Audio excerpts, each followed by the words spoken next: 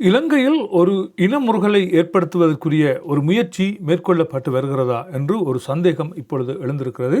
அதற்கு ஏற்றாற்போல் பல்வேறுபட்ட செயற்பாடுகள் இப்பொழுது இடம்பெற்று வருவதாக தெரிவிக்கப்பட்டிருக்கிறது.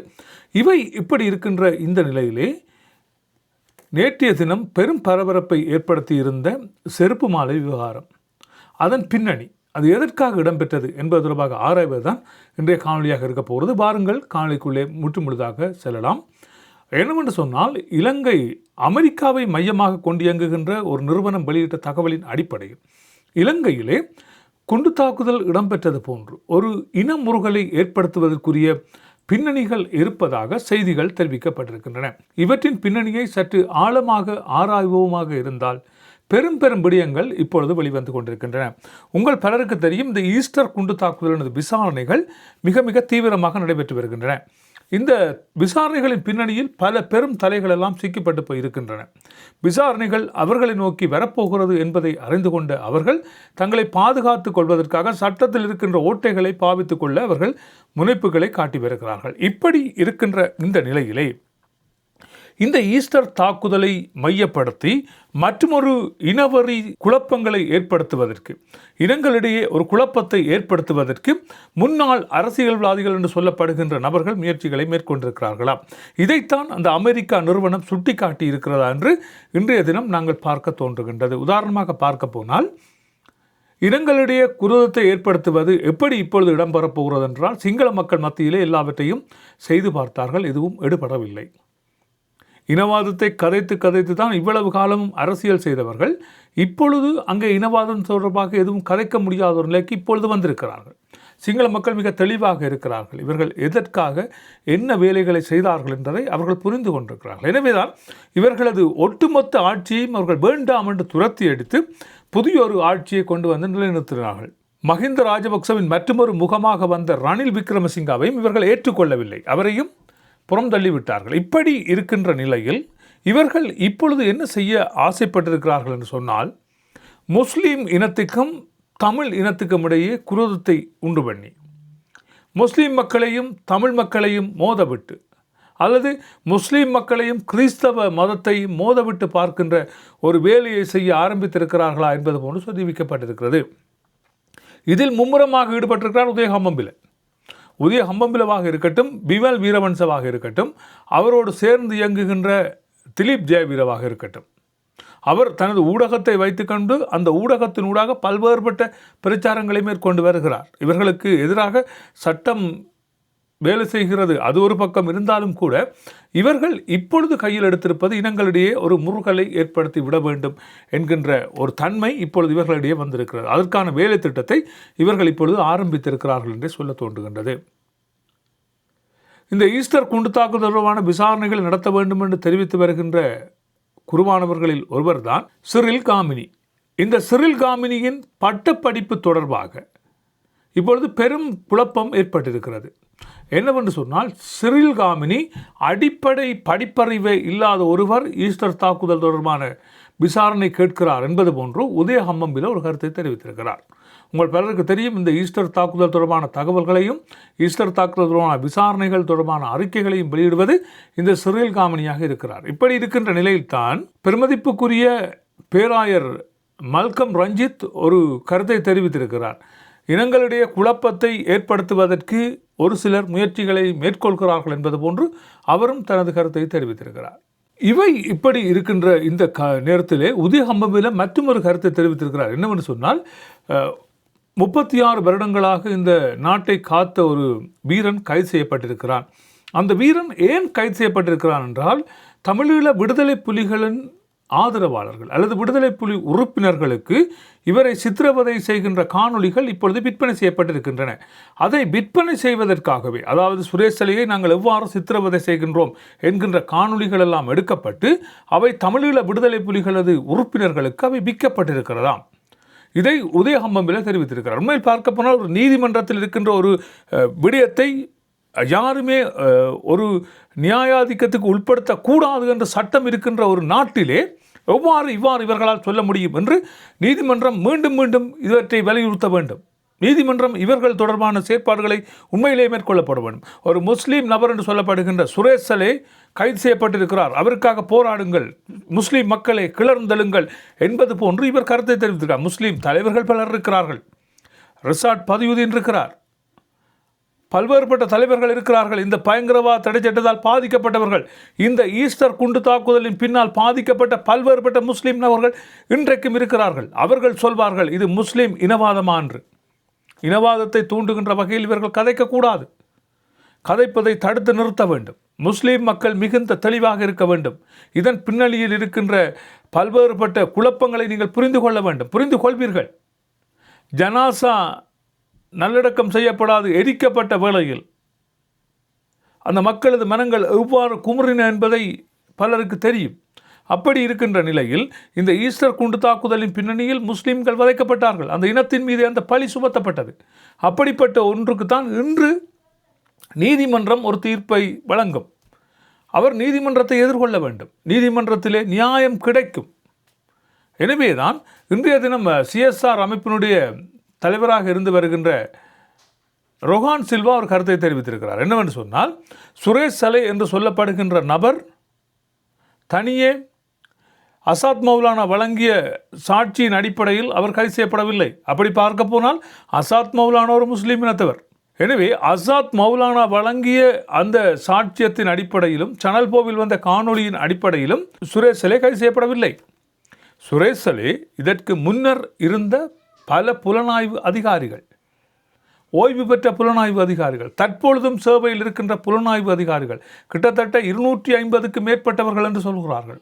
அவர்களிடம் மேற்கொள்ளப்பட்ட விசாரணையின் அடிப்படையில் அந்த விசாரணையில் ஏற்பட்ட ஒரு தெளிவின் காரணமாகத்தான் சுரேஷ் சலே கைது செய்யப்பட்டிருக்கிறார். சுரேஷ் சலே இந்த ஈஸ்டர் குண்டு தாக்குதலோடு சம்பந்தப்பட்டிருக்கிறார் என்ற விடயம் இப்பொழுது தெரிய வந்திருக்கிறது. அவரில் குற்றமில்லை, அவர் நிரபராதி என்று சொன்னால் அவர் துணிவாக தனது லேப்டாப்பையும் ஃபோனினுடைய பாஸ்வேர்டையும் கொடுக்கலாம். லேப்டாப் இப்பொழுது நான் நினைக்கிறேன் ஒரு ரசாயன பகுப்பாய்வு நிறுவனத்திடம் ஒப்படைக்கப்பட்டிருப்பதாக தெரிவிக்கப்பட்டிருக்கிறது. அதை ஓப்பன் பண்ணுவதற்கு மிக இலகுவாக ஓப்பன் பண்ணி விடலாம். அவர் தொலைபேசியையும் அவ்வாறு தான் மிக இலகுவாக ஓப்பன் பண்ணி விடலாம். ஆனாலும் இவரது அனுமதியோடு அதை ஓப்பன் பண்ண வேண்டும் என்று நினைத்தார்கள், ஆனால் முடியவில்லை. இப்பொழுது நிறுவனத்திடம் கொடுத்து விட்டிருக்கிறார்கள். பல்வேறுபட்ட விடயங்கள் அதிலிருந்து தெரிய வரும் என்று தெரிகிறது. அது தவிர ரொஹான் சில்வா தெரிவித்திருக்கிறார், சுரேஷ் சலே குற்றமற்றவர் என்றால் அதை நீதிமன்றம் தீர்மானித்துக் கொள்ளும். தனியே தாங்கள் போட்ட வழக்குக்காக மட்டும் இவர் கைது செய்யப்படவில்லை என்பது போன்று தெரிவித்திருக்கிறார்கள். கிறிஸ்தவர்கள் இவ்வாறு தங்கள் ஆலயத்துக்கு இடம்பெற்ற ஒரு குண்டு தாக்குதலுக்கு நீதி கேட்டு நிற்கிறார்கள். அது அவர்களது ஜனநாயக கடமை. தங்களுக்கு ஒரு நீதி வேண்டும், தங்களது ஆலயத்துக்கு இடம்பெற்ற குண்டுவீச்சுக்கு ஒரு நீதி வேண்டும். அந்த நீதிக்கு புறம்பான வகையில் நடைபெற்றவர்கள் தான் இன்றைய தினம் கைது செய்யப்பட்டிருக்கிறார்கள். எதற்காக இந்த உதயகம்பம்பில் பிமல் வீரவன்ச போன்றவர்கள் கூக்குரல் இடுகிறார்கள் என்று தெரியாமல் இருக்கிறது. நீதிமன்றம் நீதியாக ஒரு தீர்ப்பை வழங்கும் என்று எதிர்பார்க்க வேண்டிய வேளையிலே இவ்வாறு இவர்கள் கூச்சல் குழப்பம் விடுவது எதற்காக என்பதுதான் இப்பொழுது பெரும் பேசுபொருளாக இருக்கிறது. அது தவிர இனங்களுக்கிடையே முறுகலை ஏற்படுத்துகின்ற கருத்துக்களை விளைக்க வேண்டாம் என்றும் கேட்டுக்கொண்டு அடுத்த விடயத்துக்கு வரலாம். அடுத்த விடயம்தான் இன்று பெரும் பரபரப்பை ஏற்படுத்திய இந்த செருப்பு மாலை விவகாரம். நாடாளுமன்ற உறுப்பினர்கள் என்று சொல்லப்படுபவர்கள் மக்களால் தெரிவு செய்யப்பட்டவர்கள். இவர்கள் ஒன்றும் வானத்தில் இருந்து வந்து குதித்த உத்தமர்கள் அல்ல. எங்கள் மக்களால் தெரிவு செய்யப்பட்டு நாடாளுமன்றத்துக்கு சென்றவர் தான் ராமநாதன் அச்சுலா. குறிப்பாக இவரது கடந்த காலம் எப்படி இருந்தது என்பது நமக்கு தெரியாது. ஒரு வைத்தியராக சாவகச்சேரியில் இடம்பெற்ற ஒரு அநீதிக்காக இவர் குரல் கொடுக்கிறேன் என்று வந்த வேளையில் மக்கள் எல்லோரும் அவரை தூக்கி பிடித்தார்கள். ஏனென்று சொன்னால் வைத்தியசாலையில் இவ்வாறான பிரச்சனைகள் இடம்பெற்றுக் கொண்டிருக்கின்றன, எனவே அவற்றுக்கு ஒரு நீதி வேண்டும் என்பதற்காக மக்கள் இவரின் பின்னால் நின்றார்கள் என்றது ஏற்றுக்கொள்ளக்கூடிய ஒன்றாக இருந்தது. வைத்தியராக இருந்த இவர் தனக்கு நீதி கிடைக்கவில்லை என்று தெரிவித்து தான் இனி அரசியலில் இறங்கப் போகிறேன் என்று தெரிவித்தார். அதற்கும் மக்கள் ஆணை கொடுத்தார்கள். ஒரு அரசியல்வாதியாக நீங்கள் வர வேண்டும் என்று மக்கள் ஆசைப்பட்டார்கள். எங்கள் குரலாக எங்கள் பிரச்சனைகளை எடுத்துச் சொல்வீர்கள் என்று நினைத்து உங்களை அரியணை ஏற்றிய மக்களை இப்பொழுது எட்டி உதைகின்ற வேலையை குறிப்பாக இந்த நாடாளுமன்ற உறுப்பினர் செய்து வருகிறார். ஒரு பெண்மணிக்கு துப்பாக்கியை எடுத்து காட்டி உன்னை சுடுவேன் என்று சொல்லியதாக இருக்கட்டும், இந்த பிரதேச சபையிலே இடம்பெறுகின்ற கூட்டங்களில் இவர் பாவிக்கின்ற வசனங்களாக இருக்கட்டும், அடிப்பேன் உதைப்பேன் என்று சொல்கின்ற வசனங்களாக இருக்கட்டும், ஒரு மனிதனை நோக்கி பாவிக்கின்ற வசனங்கள் அவன் யார் என்பதை காட்டும். நாங்கள் பேசுகின்ற வார்த்தைகள் தான் எங்களை யார் என்று மற்றவர் மத்தியில் அடையாளப்படுத்தும்.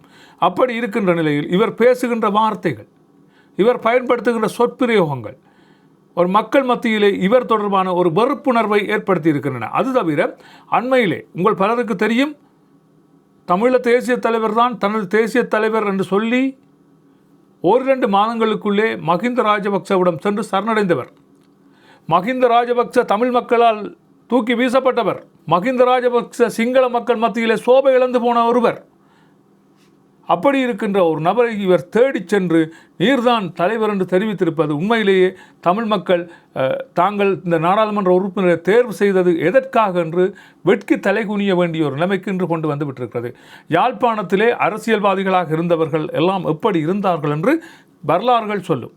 அப்படி இருக்கின்ற நிலையிலே இன்று சிங்கள பத்திரிகைகள் இவரது செருப்பு படத்தை போட்டு எவ்வாறு சொல்கிறார்கள் என்று பார்த்தால் உண்மையிலேயே யாழ்ப்பாணத்தில் இருந்து தெரிவு செய்யப்பட்ட ஒரு நாடாளுமன்ற உறுப்பினர் இப்படி இருக்கிறார் என்று வெட்கி தலைகுனிய வேண்டிய ஒரு நிலைமைக்கு இன்று எங்களை கொண்டு வந்து இந்த நாடாளுமன்ற உறுப்பினர் விட்டிருக்கிறார். ஒரு நாடாளுமன்ற உறுப்பினருக்கு செருப்பு மாலை அணிவிக்கின்ற அளவிற்கு யாழ்ப்பாண கலாச்சாரம் வளர்ந்திருக்கிறது என்று பார்க்கின்ற வேளையிலே அது யாழ்ப்பாண கலாச்சாரத்தை நாம் பிழை கூறுவதை விடுத்து இந்த நபர் என்ன செய்திருக்கிறார் என்பதை நாங்கள் பார்க்க வேண்டும். தமிழ் மக்களுக்காக குரல் கொடுப்பேன் என்று வந்த ஒருவர் தையிட்டிக்கு எதிராக குரல் கொடுத்தார். இப்பொழுது செம்மணி போராட்டம் நடைபெற்றுக் கொண்டிருக்கிறது. அந்த இடத்தில் அவரை காணவில்லை. ஆனால் மஹிந்த ராஜபக்சவின் பணி செய்பவராக இவர் மாறி இருக்கிறாரா என்கின்ற ஒரு கேள்வியும் இப்பொழுது எழுந்திருக்கிறது. அந்த சொல்லிசை பாடகன் விஷயத்தில் இவர் நடந்து கொண்ட விதம், அது தவிர தமிழ் தேசியம் பேசுகின்ற அல்லது தமிழோடு இருக்கின்ற தமிழ் தேசியம் பேசுகின்ற தமிழ் பெற்றுக்கொண்ட எங்கள் யாழ்ப்பாணத்தில் இருக்கின்ற வடமாகாணத்தில் இருக்கின்ற யாழ்ப்பாணத்தில் என்று சொல்வதை விட வடமாகாணத்தில் இருக்கின்ற அல்லது கிழக்கு மாகாணத்தில் இருக்கின்ற தமிழ் பேசும் தமிழ் தேசிய கட்சிகளில் இருக்கின்ற அரசியல்வாதிகளை குறிவைத்து தாக்குவதற்காக இறக்கப்பட்ட ஒரு மனிதராக இவர் இருக்கிறாரா என்கின்ற போர்வையும் இப்பொழுது பார்க்க வேண்டியதாக இருக்கிறது. இவர் தொடர்பாக கருத்துக்களை தெரிவித்தால் இவரது ஆதரவாளர்கள் என்று சொல்லப்படுகின்ற இவரது உறவினர்கள் சிலர் வந்து தகாத வார்த்தை பிரயோகங்களில் கொமெண்ட்ஸ் எழுதுகிறார்கள். நாங்கள் சொல்கின்ற விடயங்களை சற்று சிந்தித்து பாருங்கள். தமிழ் தேசியம் பேசுகின்ற எங்கள் மத்தியில் இருக்கின்ற ஒரு சில நாடாளுமன்ற உறுப்பினர்களை குறிவைத்து தாக்குகிறார். அது கஜேந்திரகுமாராக இருக்கட்டும், ஸ்ரீதரனாக இருக்கட்டும், பார் ஸ்ரீதரன் என்கின்ற வார்த்தை பிரயோகம் இவரால் பாவிக்கப்பட்டு வருகிறது. தகவல் அறியும் உரிமை சட்டம் இலங்கையில் இருக்கிறது. அந்த தகவல் அறியும் உரிமை சட்டத்தின் படி நீங்கள் யார் யார் இந்த பார் பெர்மிட் எடுத்திருக்கிறார்கள் என்கின்ற விடயத்தை தயவு செய்து கொண்டு வாருங்கள். தகவல் அறியும் சட்டம் மூலமாக அறிந்து கொள்ளலாம் யார் இந்த பார் பெர்மிட் எடுத்திருக்கிறார்கள். எனவே தமிழ் தேசியம் பேசுகின்ற எங்கள் நாடாளுமன்ற உறுப்பினர்களை இவ்வாறு அவமதிப்பது ஏற்றுக்கொள்ள முடியாது என்பது போன்று மக்கள் இப்பொழுது கருத்துக்களை தெரிவித்திருக்கிறார்கள். அது தவிர எல்லோருக்கும் முன்னுதாரணமாக இருக்க வேண்டிய ஒரு நாடாளுமன்ற உறுப்பினர் வாகனம் ஓடுகின்ற வேளையிலே தொலைபேசியில் லைவில் வீடியோ பேசுவது, உண்மையாக போக்குவரத்து போலீசார் இவை தொடர்பாக நடவடிக்கை எடுக்க வேண்டும். ஒருவர் வாகனம் ஓடுகின்ற வேளையில் தொலைபேசியில் கை வைக்கவே கூடாது. அப்படி இருக்கின்ற நிலைமையில் ஒருவர் லைவிலே வீடியோ விட்டபடி எவ்வாறு வாகனம் செலுத்தலாம் என்பதை இலங்கை போக்குவரத்து போலீசார் கவனத்தில் எடுத்துக்கொள்ள வேண்டும். இவர் தொடர்பாக பல்வேறுபட்ட நடவடிக்கைகள் எடுக்கப்பட வேண்டும் என்பதாகவும், கலை கலாச்சாரம் பண்பாடு என்பனவற்றோடு பின்னி பிணைந்திருந்த எங்களது கலாச்சாரத்துக்குள் ஒரு விஷப்பாம்பு உள்புகுந்ததாகவே இவர் பார்க்கப்படுகிறார். நல்ல தொடர்புகளை இதுதான் இன்றைய காணொலியாக இருக்கிறது. மற்றும் ஒரு காணொலியில் உங்களை சந்திக்கலாம். அதுவரை அன்பு வணக்கம் கூறி விடைபெறுகிறேன். நன்றி, வணக்கம்.